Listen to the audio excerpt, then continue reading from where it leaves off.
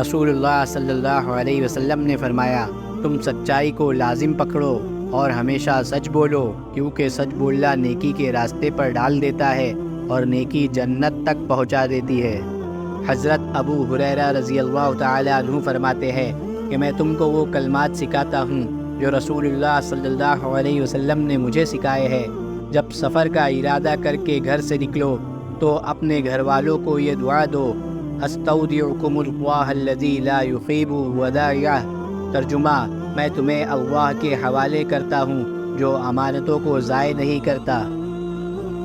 رسول اللہ صلی اللہ علیہ وسلم نے فرمایا، تمہارا کیا خیال ہے کہ میں صرف سامنے ہی دیکھتا ہوں؟